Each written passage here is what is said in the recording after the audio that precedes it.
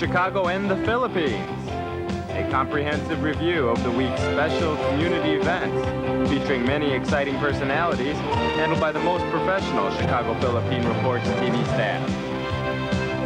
Good afternoon and welcome to the Chicago Philippine Reports TV, still the #1 Filipino show in the Midwest. I'm Girly Pascual. Welcome to our show. Today we have all the top stories from the Philippines. We also have what's happening in our own Filipino-American community of Chicago. We have interesting interviews led by our very own executive producer, Miss Veronica Layton. We have Bridget Cotero Carino. All these are coming up and more afterward from our sponsors. Please stay with us.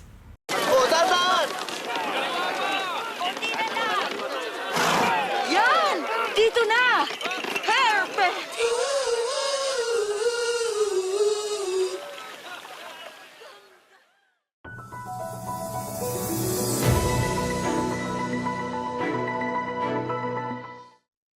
Nakita ko si Ann Curtis. Women's rights groups are demanding accountability from Quezon City 4th District Representative Bong Suntay following controversial remarks made during Tuesday's impeachment hearings. The lawmaker drew widespread flack after admitting to feeling desire upon seeing actress Ann Curtis, a statement he claims was an analogy used while defending Vice President Sara Duterte.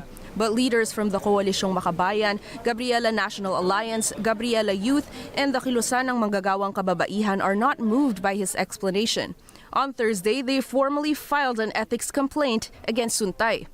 Ano ang violate ni Congressman Suntay? Marami, no?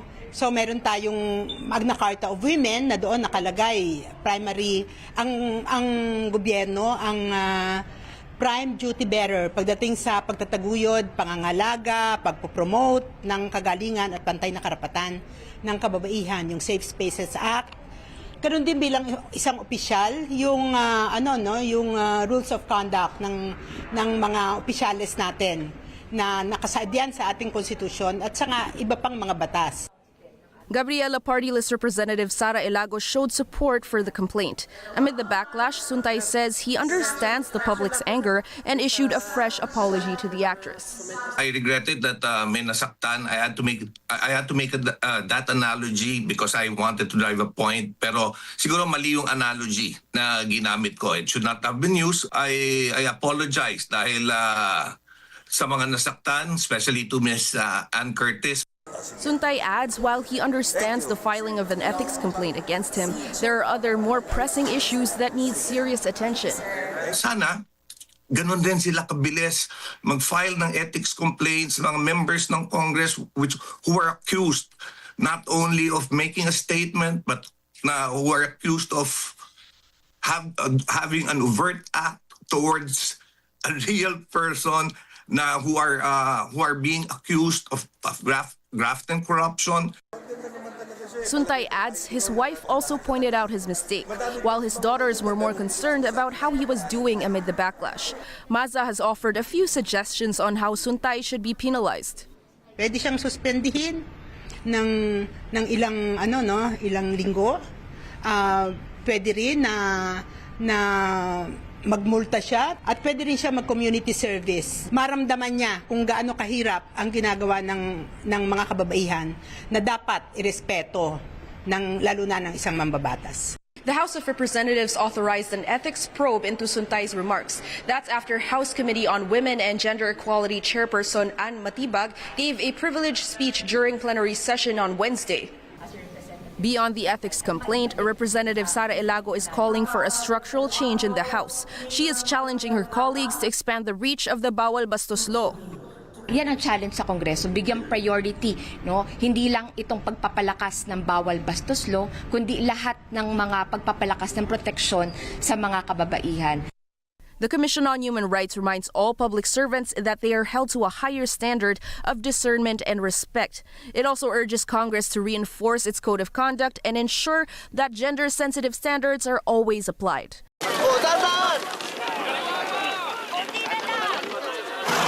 Yan! Dito na! Perfect!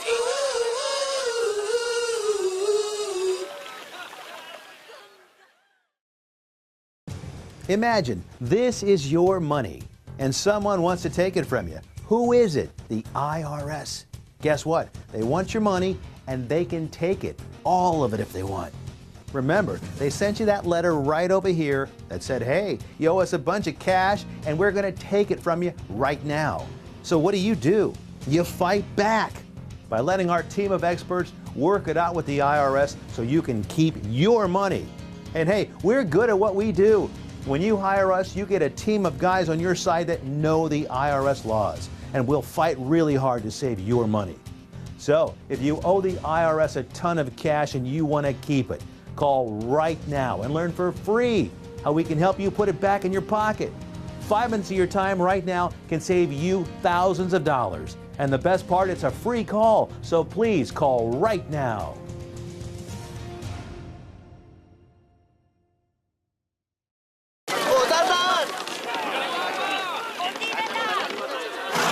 Yan! Dito na! Perfect!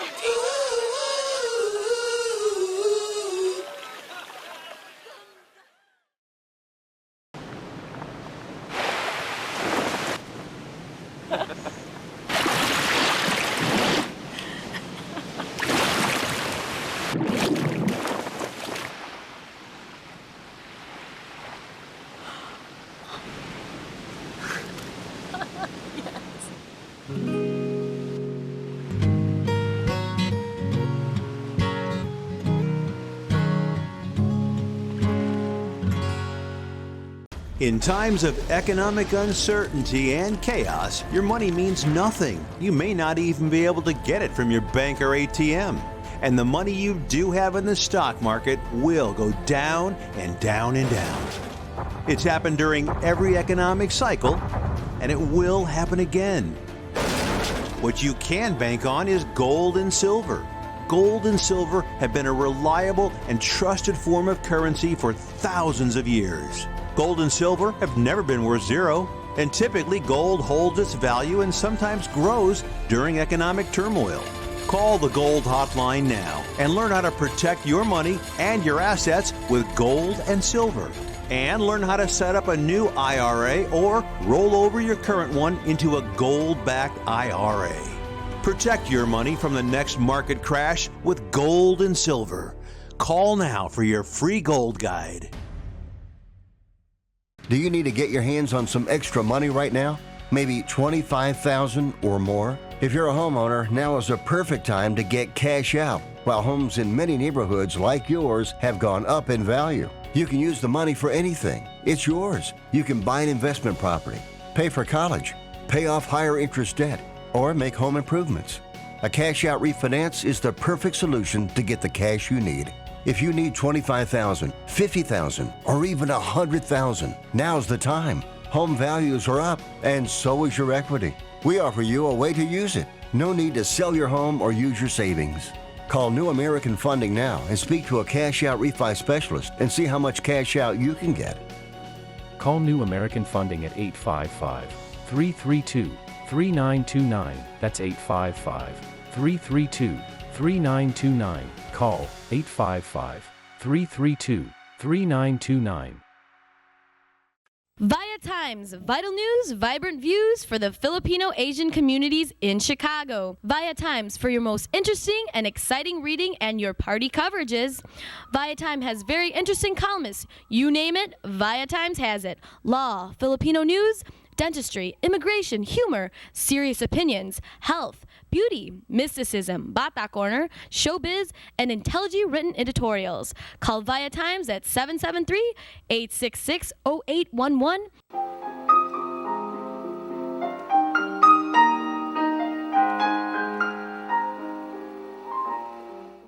Magandang hapon po sa inyo lahat and welcome to Veronica's segment of the show. Today, I have a very young and a talented film, and his name is Jay Julio. Jay is from New York, Uniondale, New York. He is a violist and composer from New York and a first-generation film. All right, welcome to our show, Jay. And about this, you're coming to Chicago from New York, and I think you're doing some kind of road tour with a partner. Um, your partner's name is Josh. Okay, and you're going to have a scheduled recital sometime in March 4 or 5 here in Chicago. We're Okay. doing two concerts, both on the 4th and on the 8th. Okay. All right. Okay, Jay, welcome to Chicago. And is this your first time to do this, some kind of a concert or recital in Chicago? Opo, so salamat. Thank you so Oh, much for marunong having. kang Tagalog? Yeah, just a bit. Oh, But yeah, okay. my parents are actually Ilocano. But I try my best to represent and try my best to make sure that the lineage continues.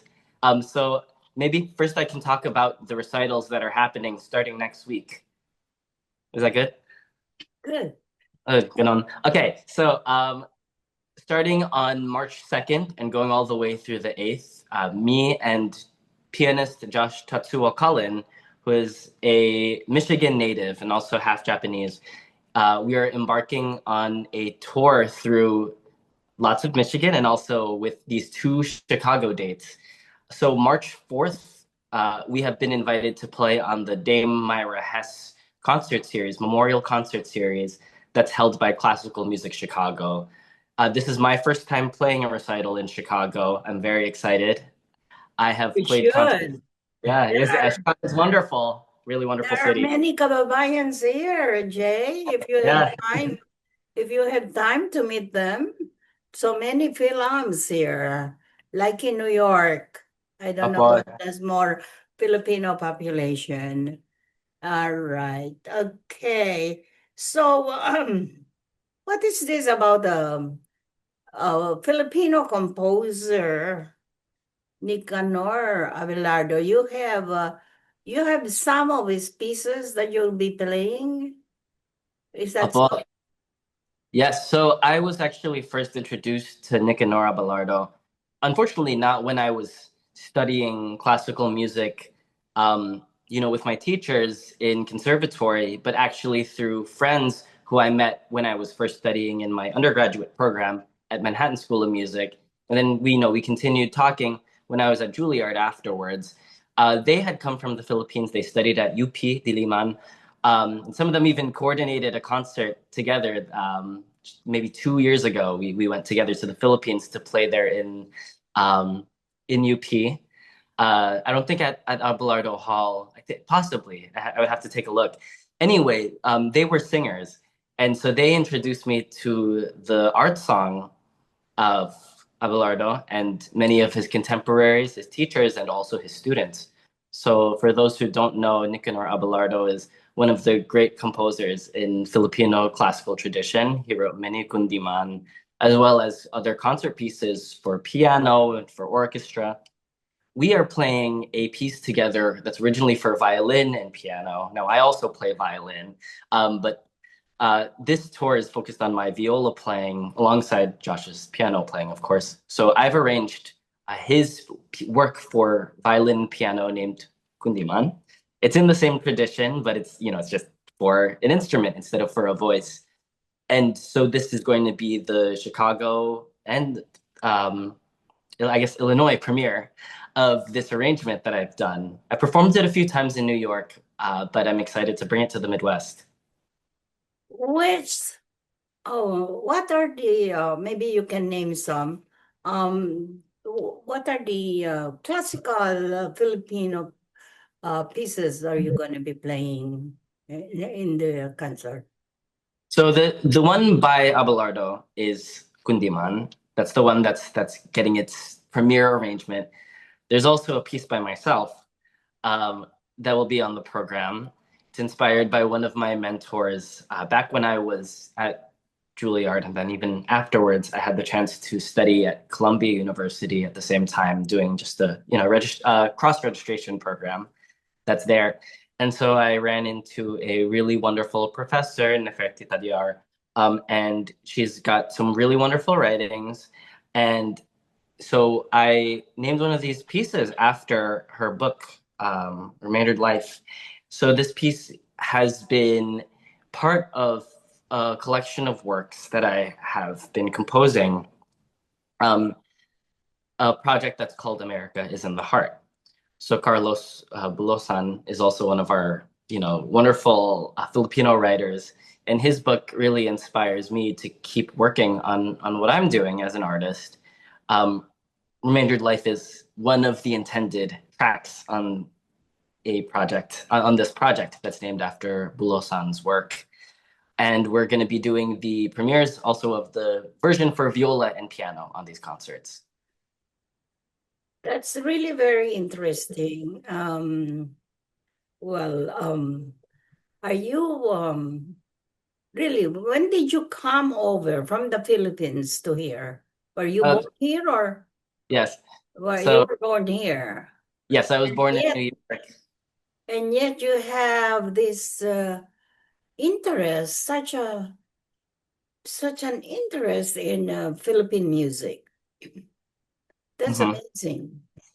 Thank you. And I think a lot of people, especially nowadays, are really interested in cultivating the memories, the histories that, are still continuing. And I think it's especially important that those of us who are in the US now are able to, bring back, of course, what's here in America, but also learn from all the wonderful things that are in the Philippines that people continue to create. I'm happy to represent Filipinos in classical music, since there are so few of us. It's very common, obviously, for people to be great singers in like pop styles or even in R&B on Broadway. There are so many Filipinos, very well-known Filipinos. But of course, it's difficult in classical music to start when you don't have all of the advantages that perhaps other people have.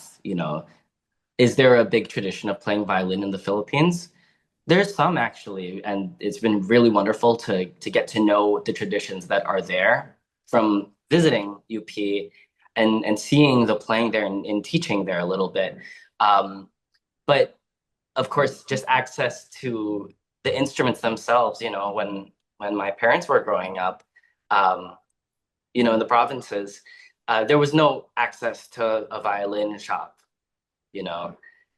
And so having the chance to study viola here in America has really, it's been life-changing, of course, for me, but it's also a responsibility to be able to bring some of that back. Are you planning to do a concert in the Philippines one of these days in the future?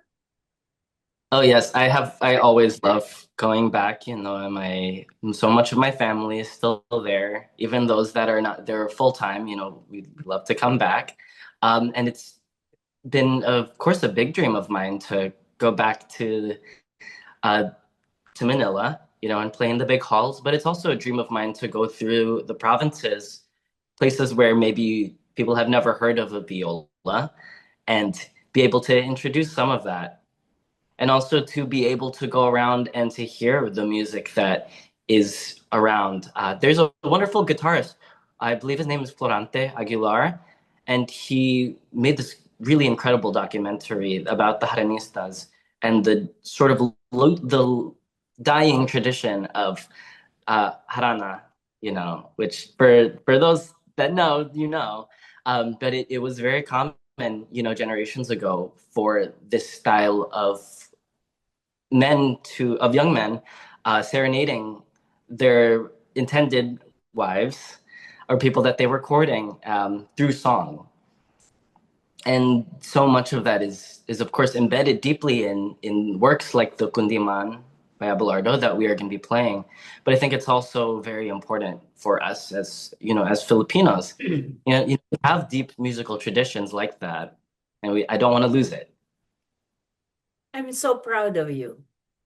Oh, thank you. Very proud of you. Hearing such a young person to be so in love with the Philippine music. How, okay. I mean, maybe you can compare in a few words um, the beauty of the Philippine music versus the others.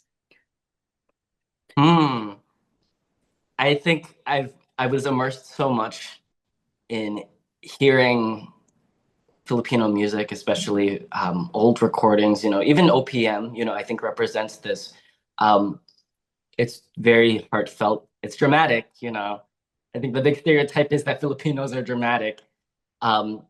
But it's genuine, very, very genuine feeling. Wow. Okay. All right. I really like you, Jay. Okay. One important question before we sign off. Why of all the musical instruments did you choose did you choose the viola? Of Okay, all the so musical instruments, I mean, there's piano, there's guitar, there is cello, a violin, and etc. etc. Okay, so why viola? so I should say that it's not like I had no musical training growing up. When I was younger, I, of course, loved to sing. There's always karaoke around. I often was called to be the wedding singer when I was younger. You know how it is. And of course, I also grew up in many diverse like church situations, and so I was exposed to a lot of music that way. But I didn't start playing an instrument until we started in public school. I moved around a bit. So I was in sixth grade. I was 11 years old when I started playing violin, and I sort of got thrown into it. And the orchestra teacher there, who is now one of a dear mentor of mine, we talk all the time. Um, I think she had very high hopes for me. And so when I, got to that first orchestra rehearsal and I realized I really couldn't do it, then of course, I got really upset. I was a kind of a bright student. And so I really resolved to work hard at it so that I would never be embarrassed like I was in the first rehearsal. So I looked up on YouTube many different violin playing videos. I really fell in love with it right away. And then when I was in ninth grade, a teacher from the local symphony who taught also at Manus College, the new school's pre-college program. She came through because there was an outreach program that my high school was involved in. She said that I could get a scholarship if I switched over and studied viola with her. And I had never had private lessons before, so I jumped on the opportunity, and then the rest was history. And I play both, professionally. My last tour experience was actually playing with Hamilton, the musical, on tour for over a year. So this was from 2024 into 2025. And in that show, I had to play both violin and viola. So it was a nice stretch of my musical abilities. That's actually how me and Josh met. So Josh was the music assistant on that tour. So he played piano and conducted, as well as ran rehearsals. And so we both had many things in common. We both went to Juilliard, although he's from a few years before me. And we enjoyed playing so many different kinds of music. So that's sort of how this tour got started, actually. Great. Are you in college now? Hindi po, no. So I'm 28. And for those of you who come to the concerts, you will see on my, when you see my piece, when you see me as composer, it'll also have the date of birth next to it. So you'll see. I'm a 1997 baby. Okay, what are your plans in the future as far as your musical career is concerned? So right now, I enjoy the life that I have. I play with Opera Philadelphia as their assistant principal violist, and I also go around touring with different ensembles. I play Broadway. I would like to do more of that, but Josh and I, this is a spoiler alert, we're having a lot of fun playing together, and we are going to be spending some time on March 7th to record this program, hopefully for a release as an album. We would really like people's support in this, as of course the process of recording does require a lot of investment. And some of the funds generated from this tour will be used for that, but it won't cover everything. So that is one of our big plans. Great, terrific. Jay, I wish you good luck in your upcoming concert, and enjoy Chicago and come back and keep in touch with me. All right? Whenever you need our help in the media, please keep in touch. I Apo. like you. Mabait na bata. Thank you. Okay. I hope to be. Oh, can I say one quick thing as well, Paul? Okay. So I just want to remind everybody that we do have 2 Chicago dates. So the one on the 4th, it's a short concert, 45 minutes. It's from I believe 12:15 to 1 p.m. So very short, and I understand it's in the middle of the day. But we have another one that's a longer concert on March 8th, and that's at the Harold Washington Public Library. That I believe starts at 2:30, and that will go until 4 p.m. And both of them are free to attend. We would really like to see you there. All right, very good. Oh, Jay, maybe you can send us some pictures, because we have a monthly news magazine. We would like to put that in the Vaya Times. Vaya Times is the name of our magazine. And we would love to publish it in our print magazine, okay? And maraming salamat sa iyo, at mabuhay. Opo. Okay. At maraming salamat po sa inyong panonood. Ako po si Veronica. Enjoy the rest of your weekend. Bye, Jay. Bye po. Kung natapos ko ang aking pag-aaral, di sana'y mayroon na akong dangal na ihaharap sa'yo at ipagyayabang. Sa panaginip lang ako may pagdiriwang. Yaman at katanyagan sa akin ay wala. Kakisigan ko ay bunga ng isang sumpa. Ang aking inay ang tangi kong tagahanga. Sa panaginip lang ako may nagagawa. This is a prayer and a reminder. All we have is now. Anak, umuwi ka na.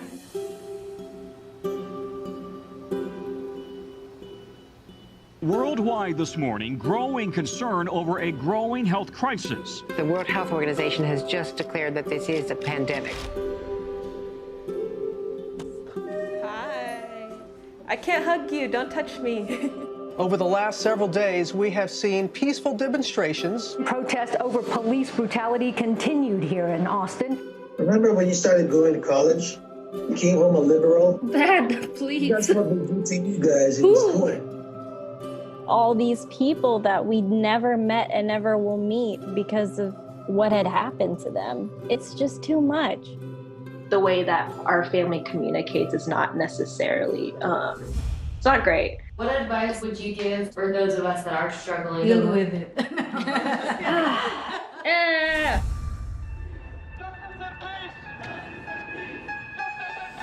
I think the norm for our communities has been to just stay silent and keep to your own business. I could definitely be doing more than I'm doing right now, and I know that others can as well. What if someone is called from God to be an activist? I can answer the question. Shouting revolution, oh, while breaking each tradition. You don't believe in the Black Lives Matter movement. An advocacy group reporting at least 3,800 anti-Asian hate incidents since last March. I'm kind of conflicted. I'm like, maybe I should move home and be here with them. I hope that this moment makes you take a step forward and a step together in the right direction. In order for a subject to not be taboo in our community, there always has to be like someone to start that conversation. You speak up for me when I can't speak up for myself. And I've seen you do that for other people. I see a lot of people who just kind of cut off friends and family, and I don't think I can do that. I love my parents. This is a symbol of our voices. If you look at your neighbors around you, you will see who stands with you, who stands for you. At least I know that you can stand up. That's the thing I'm so happy about.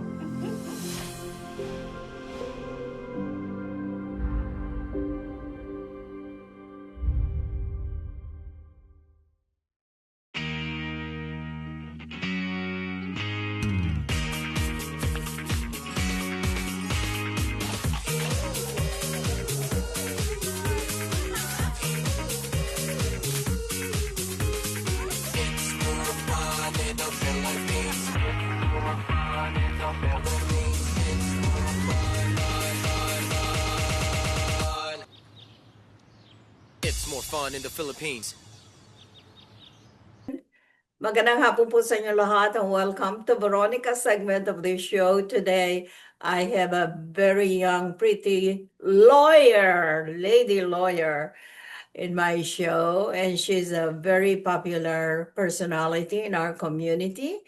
She writes for Via Times as a regular columnist and practicing law for many years now. And help me welcome Miss Janice Dantes. Hi, Janice. Welcome to our show. Hi, Tita Veronica. Thank you for having me. All right. Okay. What should Janice do? I like the title of your column. Okay. All right. What is the latest in your practice that we can talk about, Janice? Well, there's something unique about Filipinos and their real estate in Chicago. So we've been having a lot of disputes over real estate with Filipinos, and I think it's cultural. It's cultural. Very unique to our communities. So many of our disputes in real estate have been because typically when Filipinos come here from the Philippines, they don't have credit, right? So they're gonna put their dad and their mom and their brother and sister on the title. And then what happens is that mom and dad die, and then maybe someone dies, and then now you have nieces and nephews involved, and now you have a lot of people with an interest in the real estate. So something that we are trying to educate our community on is to consider doing estate planning, so a trust, putting a home in trust to allow it to be protected for your family, but to minimize the gulo, because when there are so many family members involved, there is naturally going to be a higher percentage that there might be a dispute. So, all right. Oh, well, that is your line of expertise, and but you also handle some other legal cases, don't you? Yes, we do mostly divorce. It's really any relatives that are not getting along. So we do a lot of divorce. And one of the issues that I encountered when I first started was someone told me, "Oh, how can you make any money? Filipinos don't get divorced." And actually they do. It's something that we have a right here in this country to do. I know that it's still illegal in the Philippines, but it's allowed here. And a lot of people, when they come to the United States, they want to build a new life. And they might mean meeting a new spouse or leaving someone behind. And it's something that we've had to educate the community that this is something that they have a right to do. A lot of the resistance is not so much the right, but the culture is that parang pangit tingnan or nakakahiya, or there is a feeling that there's a failure or it's against God. But I do view it as if you're not happy in your marriage, we do have the option to I don't call it an ending of a family, but a restructuring of your family. And we've had many people who are better friends as divorced people than they were as a married couple. Okay, all right. So, aren't you one of the founders of the Filipino American Legal Association, or here Yes, in I mean, Chicago? That's the largest legal association so far here in Chicago. yes, and I want to give credit to our many other lawyers who rebooted it. It used to be the Filipino American Bar Association, but I think it was in 2008, they rebooted it to be a national Filipino American Lawyers Association with a Chicago chapter, which is one of the, I don't know if it's the largest, but it's definitely the most active. And we have several members of that group. And I want the Filipino community to know that there are several Filipino lawyers that are here to help the community with their legal issues so that we can keep things in the community. So we're very proud of the work we do and the advocacy work that we do, and that our network is national. So if you need a lawyer in California or New York, we can connect you. Terrific. Okay. As an ethnic legal lawyer, I've been practicing for many years. Have you encountered some kind of discrimination from the male counterparts of your profession? It's really how you view it. In my experience, I don't view myself as any different from any male or American or white attorney. I am just as American as they are. And that it's to me, it's a mindset. I can always let those things bother me or hold me back, but I choose not to. I choose not to see that. I choose not to view any comments as ugly and more as curiosity, and that I don't believe that I'm less of an attorney or that I have anything that I that puts me at a disadvantage. In fact, I believe that I have more advantages being a woman, being a part of a community, speaking another language. And those are things that I use in my arsenal to provide the best legal representation for our clients. And I really don't, I just don't view those as disadvantages. And I think there are many other people who may have more of a victim mentality, but that is not me. So I choose not to see it that way, and I don't believe that I am any less of an attorney than any other counterpart here in Chicago. All right. Okay. You also, you're really amazing. Oh, thank you. Also indulge or get involved in some kind of your love in music. And you've had some concerts around in our community. What can you say about that, and how does it affect your legal life?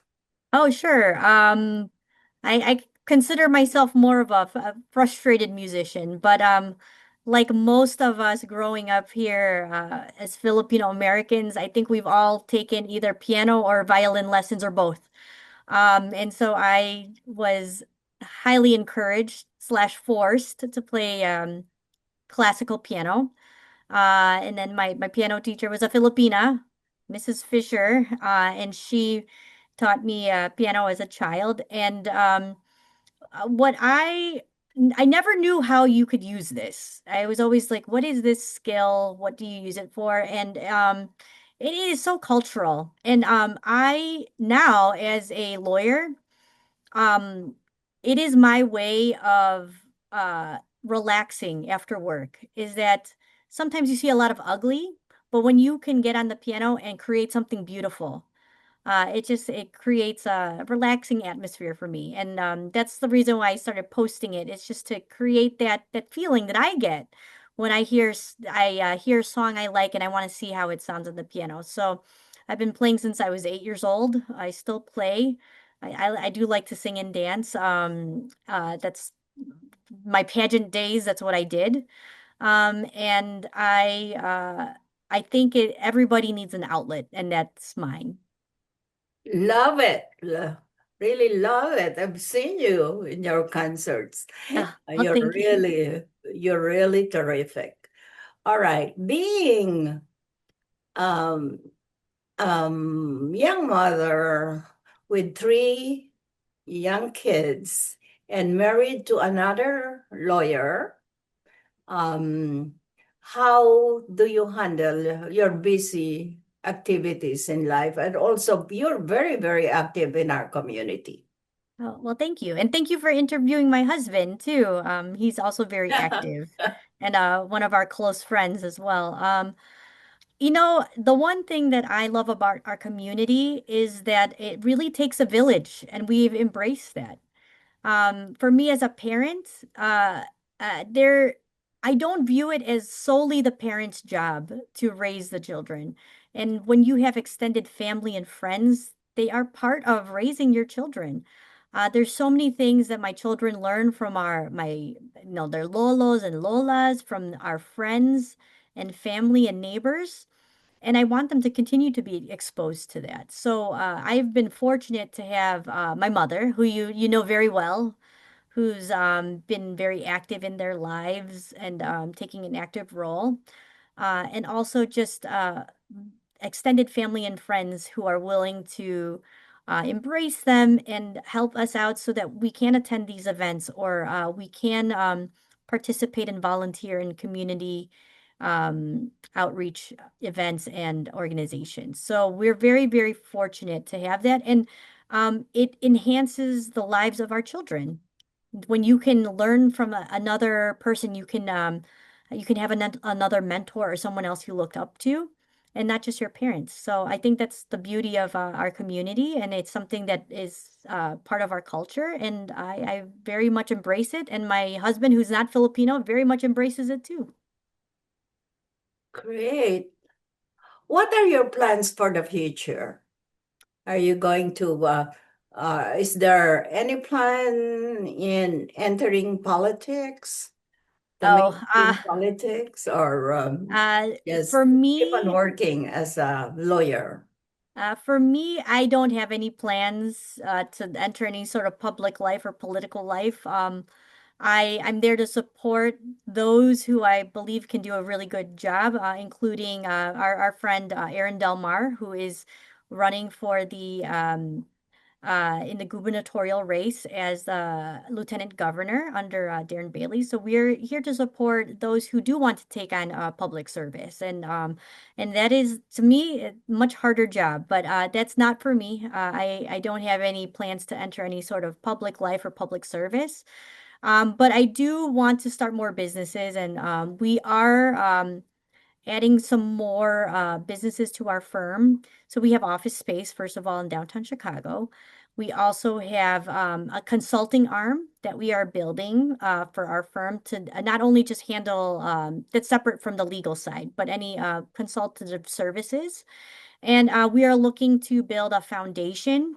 We understand that legal services can be very expensive, but there are people with very, very legitimate cases that we hope that we can develop down the road a legal defense fund for some worthy cases that where they can access some capital. So and create visibility for issues that affect our community. So that is something that we hope to launch very, very soon. All right, Jen is okay. Now, one last question before we sign off. Sure. Can you give some tips to our viewing audience, the ladies, mostly the ladies out there, who would like to follow your footsteps? Oh, that's a great question.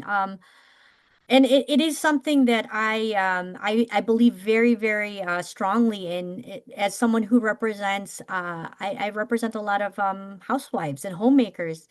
And I just want to let women know, especially, is that it's a beautiful thing to be there to support your husband or your partner in their endeavors. But just keep in mind that we have a responsibility to protect ourselves as women, and that we should recognize that we are individuals and powerful individuals, and that we have an identity outside of our spouses, and that we should have our own money, have our own career and aspirations, and that in the event, and not only do we support our husbands, we should expect that from them as well. And so for me, I do want to let future generations and other women know that there's tremendous support for them who want to pursue any careers and their aspirations that's open to us, especially here in the United States. There's no barrier to entry into entrepreneurship. Like you, Tita Veronica, you're your own boss. And we can do that. And it really is a matter of will. And so I hope that more women can feel empowered, that they have an identity outside of a relationship, and that they have the ability and should have the aspirations and the support to pursue interests outside of family life. All right. Okay, Janice. Maraming salamat sa iyo. You also speak Tagalog a little bit, right? Yes, Maraming maraming salamat salamat. sa And invitation. I thank you. Thank you for gracing our show today. No, thank you for Also, having me. you've heard already from this beautiful young lady, a young lawyer, very successful lawyer in our community. I salute you. I Oh, well, salute thank you. you, And thank Miss you for saying that I'm Janice young. Sanchez. I'm so proud of you. Okay. Oh, thank you. Maraming salamat po sa inyong panonood. Ako po si Veronica. Enjoy the rest of your weekend. Bye, Janice. We'll see you Bye. later. We would like to welcome all of you to Baladna Jewelry. We have a very big selection of 21 karat gold jewelry imported from the Middle East, from Dubai, Saudi, and Bahrain. And we have a very big selection of diamond. We offer free financing for 6 months, and we have a layaway system which you can leave your stuff for 3 months. We repair gold and we buy old gold. Welcome to Baladna Jewelry. Salamat po.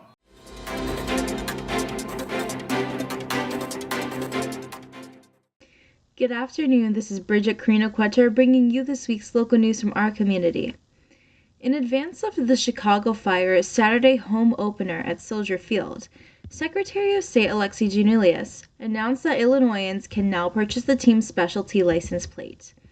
In Illinois, we are passionate about our sports teams, and now Chicago Fire fans can show their team pride every time they hit the road, Giannoulias said. The Chicago Fire plate not only celebrates the state's premier soccer team, but also supports charitable opportunities for kids across Illinois, making a positive impact that goes far beyond the game itself. This is more than a license plate, it's a badge of pride, said Dan Moriarty, Chief Marketing Officer for Chicago Fire FC. Illinois vehicle owners can order a fire plate through the Pick a Plate program at apps.ilsos.gov/pickaplate. Featuring the team's official logo and colors, the plates allow fans to proudly display their support while driving.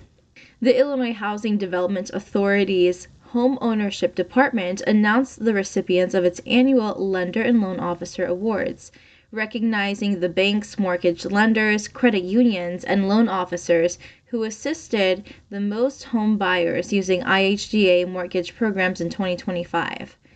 IHDA's programs make a meaningful difference for families who may not otherwise have access to affordable mortgage financing, said IHDA Executive Director Kristen Faust. Down payment assistance can be the deciding factor between continuing to rent and finally purchasing a home. The Illinois African Descent Citizens Reparations Commission released Taking Account, a history of racial harm and injustice against Black Illinoisans, the state's first comprehensive evidence-based report examining how slavery and its vestiges produce historical harms and continue to generate inequities for Black Illinoisans. Commissioned by ADCRC and in partnership with the University of Illinois Chicago's Institute for Research on Race and Public Policy, the report traces racial injustice from colonial enslavement and early statehood through Reconstruction, Jim Crow, urban renewal, and mass incarceration. Working in the White House kitchen sounds like a dream job, right?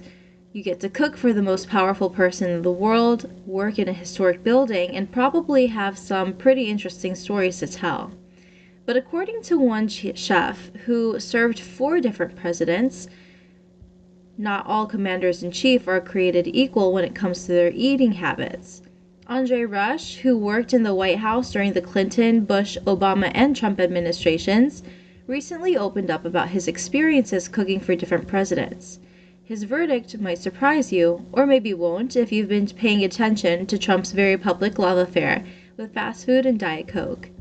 The Illinois Housing Development Authority is calling on community members and leaders, housing advocates, and development professionals across Illinois to participate in the development of its 2027 to 2028 Qualified Allocation Plan. The QAP governs how IHDA allocates low-income housing tax credits throughout the state. Through a public survey and 2 upcoming summit meetings, IHDA is seeking meaningful input to guide its housing investments and policy decisions for the next 2 years. Community input is essential to ensure the affordable housing we finance reflects the real needs of Illinois families and the neighborhoods they reside in, said IHDA Executive Director Kristen Faust. The QAP shapes where and how affordable housing is created and preserved across our state. We encourage our housing stakeholders and partners alike to share their perspectives to help us build a stronger, more equitable Illinois because access to affordable housing is a human right. Illinois State Treasurer Michael Frerichs unveiled nearly $200,000 in charitable trust grants to 10 small nonprofits that help people stay in their homes and get job training. We are helping people who need a helping hand at a time when so many folks are struggling due to higher costs. And as our federal government yanks away lifelines, Treasurer Frerichs said at a news conference in Rockford.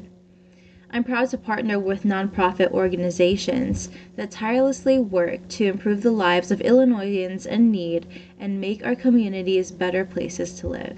Bill Gates has addressed his links to convicted sex offender Jeffrey Epstein during a meeting with staff at his charitable foundation, saying he took responsibility for his actions. In a statement, the Gates Foundation said Bill spoke candidly, addressing several questions in detail. The Wall Street Journal reported that Gates apologized to staff and described his time with Epstein as a huge mistake, adding, "I did nothing illicit, I saw nothing illicit." The Microsoft co-founder, 70, has faced renewed scrutiny following the release of the files by the U.S. Department of Justice in January.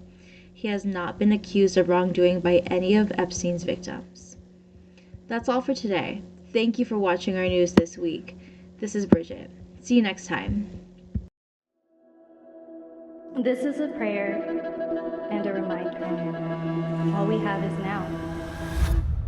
Anak, umuwi ka na.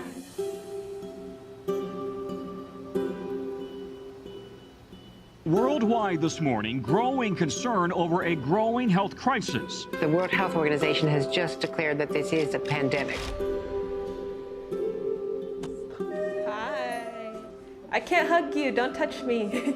Over the last several days, we have seen peaceful demonstrations. Protests over police brutality continued here in Austin. Remember when you started going to college? You came home a liberal? Dad, please. That's what we do to you guys in school. All these people that we never met and never will meet because of what had happened to them. It's just too much. the way that our family communicates is not necessarily, it's not great. What advice would you give for those of us that are struggling? Deal with it.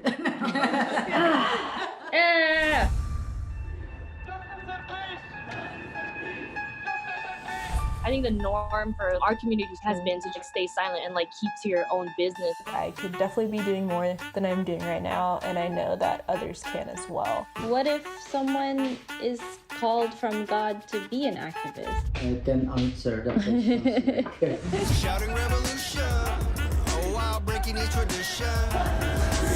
You don't believe in the Black Lives Matter movement? An advocacy group reporting at least 3,800 anti-Asian hate incidents since last March. I'm kind of conflicted. I'm like, maybe I should move home and be here with them. I hope that this moment makes you take a step forward and a step together in the right direction. In order for a subject to not be taboo in our community, there always has to be like someone to start that conversation. You speak up for me when I can't speak up for myself. And I've seen you do that for other people. I see a lot of people who just kind of cut off friends and family, and I don't think I can do that. I love my parents. This is a symbol of our voices. If you look at your neighbors around you, you will see who stands with you, who stands for you.